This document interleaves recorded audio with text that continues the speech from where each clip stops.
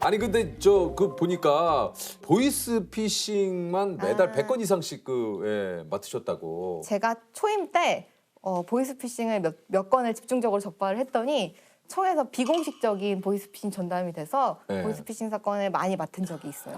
야, 어떤 사건이 좀 기억에 좀 남으시는지요? 아무래도 잘 몰랐던 사람들이 실수로 발을 들이게 되는 경우 그런 경우가 기억에도 많이 남고 공감도 가고 안타깝고 한 것 같아요. 모르는데 보이스피싱에 내가 이렇게 연루가 되고 네네. 거기에 이제 가담이 되는 경우는 네. 어떤 경우입니까? 제가 만났던 그 20대 청년 중에 그런 사람이 있었어요.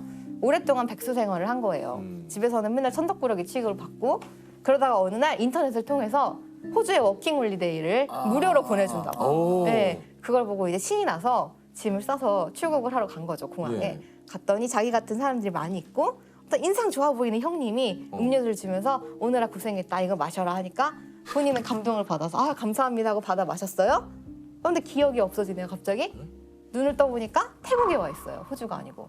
태국의 그 수쿰빗의 어느 어두침침한 오피스텔에 와 있는 거예요. 그날부터 이 오피스텔 밖으로 한 걸음도 못 나가고 콜센터를 하는 거예요, 한국으로. 대본에 따라 전화를 거는 거죠. 하루 종일 전화만 걸어요. 그렇게 한 몇 달을 감금이 돼 있었는데 감금이 돼 있는 동안은 여기 태국 조폭이 문 앞에 앉아서 지키고 있대요, 못 나가게. 그렇게 감금 생활을 두세 달 하고 나면은 그 다음부터는 나가라고 해도 이 친구들이 안 나가요. 돈을 많이 받으니까 그거에 이제 유혹에 빠진 거죠. 처음에는 자기도 이런 일 하면 안 되는데라고 생각하면서도 그 수당 들어오는 거 보면은 어느새 잊게 된다고 하더라고요. 그리고 그 친구 말은 그랬어요. 이게 사람을 직접 대면하는 범죄가 아니고 그냥 통화만 하는 거니까 별로 죄책감이 안 느껴진대요. 네. 내가 여기에 이런 일을 해서는 안 된다라고 생각을 함에도 불구하고 여기에 그냥 깊숙이 나도 모르게 젖어들게 되는.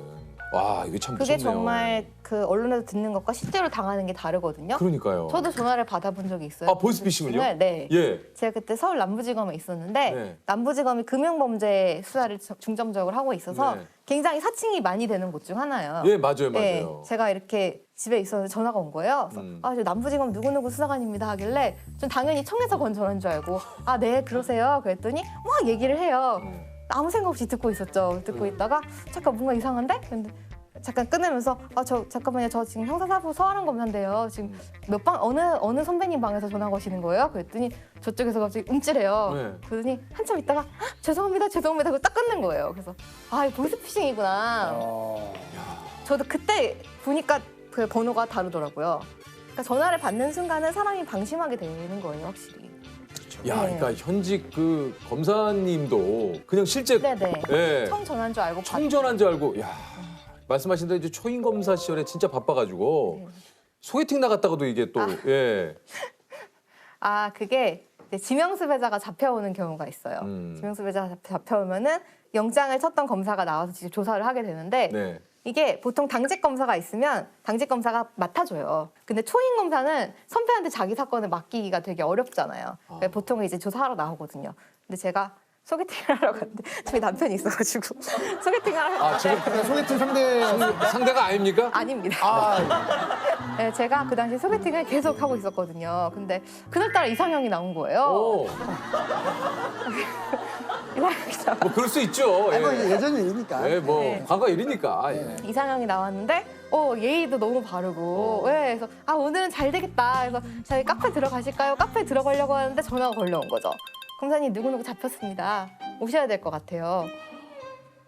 그래서 어떻게? 그래서 제가 얘기를 했다. 저 지금 일이 생겨서 가봐야 돼요. 이렇게 말씀드렸더니 이해를 못 하시더라고요. 너무 황당하죠. 자기는 그쵸? 오늘 친구 결혼식도 지금 못 간다고 그러고 왔는데 일은 미루면 되는 거 아니냐, 주말인데 월요일에 가서 하면 되는 거 아닌가요? 그래서 그렇게 할 수가 없는 일이에요. 그렇게 설명을 하고 달려왔죠. 그 주선자가 다음날 전화 와서 마음에 안 들면 차라리 마음에 안 든다고 말을 하지. 뭐 하는 거냐 지금. 네, 무슨 매너냐 그게.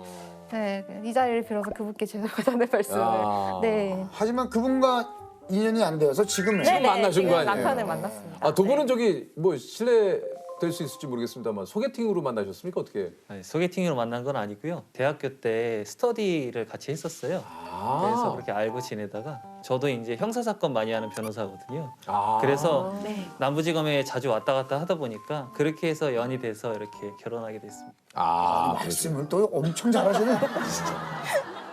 아, 이게 말씀을. 법 쪽에 계시려면 일단 말씀을 좀 잘하셔야 되나 봐. 혹시 자녀분들이 지금 네. 몇 살? 지금 4살, 2살입니다. 아 그래요? 뭐 아직까지는 뭐 이렇게 저는 궁금한 게 검사님이면 혹시나 자녀분들이 뭐 잘못을 했을 때 네. 뭐 이제 그런 것도 조금 다르게 어떻게 훈육을- 혼내시는지, 네. 훈육을 하시는지.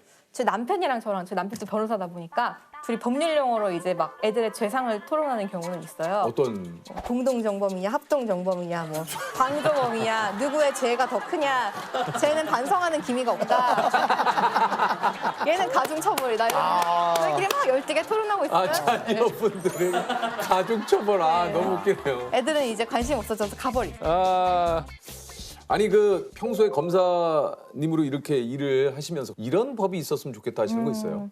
최근 이슈가 되고 있는 스토킹 관련해서 아. 네, 스토킹이 원래는 경범죄로만 처벌이 됐었죠.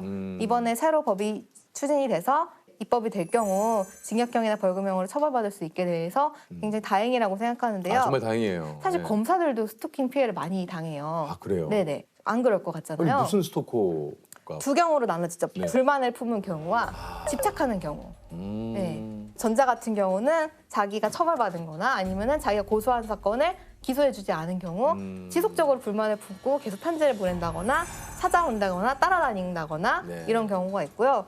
반대의 경우도 있어요. 예를 들어서 선배님 중에 훈훈한 외모를 가지신 분이 있는데 피의자를 조사하다가 겨울이었어요. 너무 추운 거예요. 그래서 실무관님한테 실무관님 창문 좀 닫아주세요 했는데 알고 보니까 피의자가 맨발이었던 거예요. 네. 피의자는 순간적으로 아, 저 검사님이 나를 위해서 창문을 닫아주시는구나. 아 거기서 이제 갑자기 네, 라고 다른 생각을 감정을 하고 느끼는구나. 다른 감정을 느끼고 그때부터 집착하기 시작해서 몇 년을 쫓아다니고 저희는 인사이동을 하거든요, 2년마다. 예. 청을 옮기면 청을 바꿔서 따라오는 경우도 있어요. 그러니까 이사를 해서 본인도. 진짜요? 네네.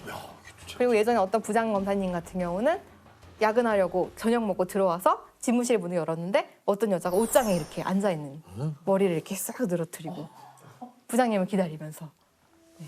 그런 경우도 있고 검사들도 스토킹 피해를 많이 당합니다. 이야.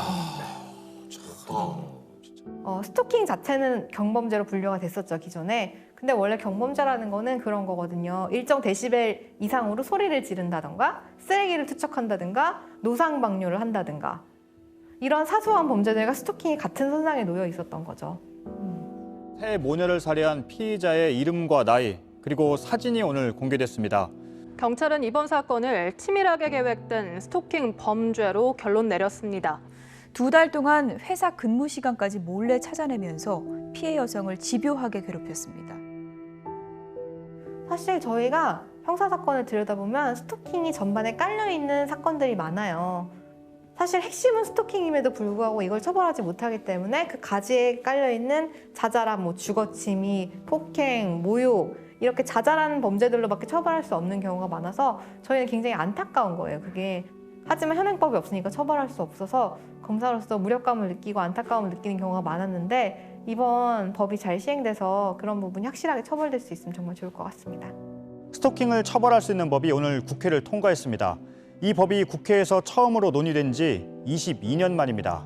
앞으로 스토킹 행위는 최대 징역 5년 이하에 처해질 수 있는 중범죄가 됩니다.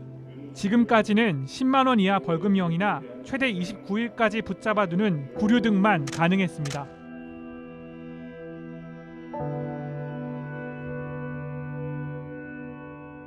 아니 그 좀 진짜 검사님께서도 매일 어떻게 보면 이 사건과 이게 마주하시게 되는데 네. 검사님도 좀 이게 두려울 때나 이럴 때가 혹시 많죠. 없습니까? 사실 오히려 범죄를 가장 일선에서 보다 보니까 약간 범죄 공포증 비슷한 게 생기게 돼요. 예를 들어 제가 공판할 때 성범죄 전담 재판부를 들어간 적이 있어요. 성범죄 전담 재판부 같은 경우 몰카 사건이 한 80%를 차지하는데 그러면 오전 재판부터 몰카를 수천 장을 보게 돼요, 정말. 지하철에서 찍은, 화장실에서 찍은 거 뭐. 그리고 이 몰카 사범들이 생각보다 겉보기엔 굉장히 평범하고 그냥 우리 주변에 있는 그런 사람들이에요. 네. 제가 봤던 사건들 중에 어떤 피고인은 교회 집사고 딸도 셋이나 있어요. 지역사회에서 너무 명망이 높은 사람인데 몰카를 계속 찍다가 어느 날은 모텔에 투숙해서 그 캠으로 영상을 찍은 거예요. 그러다가 이제 이게 들켜서 체포가 됐는데 체포 과정에서 그 SD카드를 뽑아서 씹어서 먹었어요. 증거를 인멸하려고. 평범한 사람이 어디까지 나락으로 떨어질 수 있는지 보여주는 사례잖아요. 저는 그 사건을 딱 재판을 하고 나니까 화장실을 못 가겠더라고요. 법원 화장실에도 못 들어가겠는 거예요. 여기도 몰카 있으면 어떡하지라는 생각이 들어서 어디 여행지 가서도 호텔에서도 옷을 갈아입을 수가 없겠더라고요. 자, 공통 질문 한번 드려볼까요? 네, 들어보겠습니다. 네. 검사님이 생각하는 세상에서 가장 무서운 사람은 누구일 것 같으세요? 제일 무서운 거는 억울한 피의자. 아, 억울하지만 내가 아직 알지 못하는 피의자가 가장 무서운 것 같아요. 경찰에서 기소 의견을 송치하면 아무래도 유죄 심증을 갖고 보게 돼요. 그리고 말할 때도 추궁조로 나가게 되고 최대한 기소하는 방향으로 증거를 찾으려고 노력하게 되거든요. 제가 맡았던 사건 중에 아내하고 남편이 왔는데 아내가 폭력 피해를 호소하던 상황이었어요. 아내분은 너무 가녀리고 막 청초하고 막 바람 불면 날아갈 것 같고 남자분은 건장하신 거예요. 그래서 그 상황에서 이제 아내분이 막 하소연을 하세요. 남편이 나를 때린다. 자꾸 다른 여자를 만나고 다닌다. 저는 같은 여자 입장에서 공감을 하면서 남편을 추궁을 했죠. 어떻게 그럴 수가 있느냐. 아내를 보호해야지만 그랬더니 남편이 자기가 맡고 있대요. 오히려 자기 너무 억울하다는 거예요. 아내가 의처증이 있어서 자기를 툭하면 때리고 욕을 하고 몰아붙인다는 거예요. 자기는 먼저 절대로 아내한테 손댄 적은 없다. 저는 안 믿었죠. 당연히 안 믿고 기소하려고 준비를 하고 있었어요. 어느 날 근데 이분이 저한테 찾아오셨는데 영상을 하나 들고 오셨어요. 그 본인이 맞는 장면을 서재에다가 캠을 설치해놓고 몰래 찍으신 거예요. 근데 그 가녀린 손목으로 이렇게 뺨을 날리시는데 정말 고개가 이렇게 휙휙 꺾이는 거 있잖아요. 그렇게 맞고 있더라고요, 남자분이. 그걸 보는데 순간 약간 아찔한 거예요. 아, 내가 모르고 지나쳤으면 정말 억울한 사람을 만들 뻔했구나. 그런 일들을 겪고 나니까 그 억울한 피의자, 억울할지도 모르는 피의자가 가장 두렵습니다. 아, 억울한 피의자가 가장 두렵다. 그래서 항상 고민하고 모르고 넘어갈까 봐 무섭고 그래서 최대한 그 진술에 의지하지 않고 사건을 처리할 수 있게 증거를 많이 찾으려고 더 노력하게 되는 거예요. 한편으로 검사님께서 이런 얘기를 해주시니까 또 좀 뭔가 오히려 좀 안심이 되고 든든합니다. 왜냐면 자기 확신이 정말 무섭거든요. 그렇죠. 예. 남편분은 뭐 거짓말하다가 걸린 적이 있다고 하는 거는 있죠. 있어요? 네, 있어요. 아주 그냥. 그걸 딱 알아내셨어요? 아니, 증거를 찾았죠. 제가 애가 둘이잖아요. 네. 4살, 2살이에요. 근데- 가장 힘든 시기예요, 지금. 어. 그런데 남편이 주말에 저한테 일한다고 거짓말하고 여자 동창들이랑 놀다 온 거예요. 내가 너무 이거 네. 사건이 큽니다. 아니 근데 이건 좀 큰데요? 네, 그래서 제가 추궁을 했죠. 네. 그래서 자백을 하더라고요. 네, 그래서- 바로 자백했습니까? 네, 바로 아니면- 자백을 했죠. 그래서 이제 이실직고를 했죠. 풀 자백을 했죠, 이제 그래서 한참 고민한 다음에 구형을 하고 집행을 했죠. 구형은 뭐라고 하셨습니까? 구형 이제 일단 카드 몰수형. 정확하다. 네. 이거 저기 혹시 변호사신데 변호를 뭐 제대로 좀 이렇게 못 하셨어요? 이런 거는 변호를 하면 안 되고 납작 엎드려서 자백을 해서 양형의 선처를 구해야 되는 사건.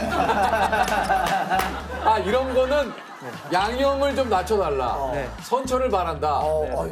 현명하시네요. 네, 현명합니다. 나 좀 유능한 변호사. 아, 네. 정말 재밌네요. 재밌어요. 유퀴즈. 네. 네, 좋습니다. 중국 한나라 철학자 왕충의 저서인 논형에는 이 동물이 옳고 그름을 가릴 수 있는 신성한 동물로 기록되어 있는데요. 혜택. 일단 문제는 다 네네. 들어보시죠. 그는 선악을 구분하는 상상 속 동물인 해태를 뿔이 하나 달린 이 동물이라고 표현했습니다. 한자 오를의에는 이 동물의 한자가 포함되어 있는데요. 이 동물은 무엇일까요? 혜택 아닌가?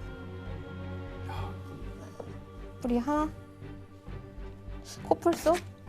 코뿔소. 뿔소라고 답을 해주셨는데요. 자, 정답은 양입니다. 양. 오를의는 양자와 아자가 결합된 한자라고 하네요. 저희 아들이 초록색을 좋아해서. 아, 그래요? 네. 자, 드세요. 네. 자, 한번 뭐가 나올지 한번 좋은 거 보겠습니다. 나왔어요. 자, 우리. 자, 기차 가방. 기차 가방? 아, 오랜만에 또 저 야구 좀 아드님이- 기차 예. 매니아라서. 그래요? 잘 됐네요. 너무 잘 됐... 우와. 야, 귀여워. 뭐야? 어우, 야, 이거 와. 와, 이거 진짜? 기차 가방을 선물로 드리도록 하겠습니다.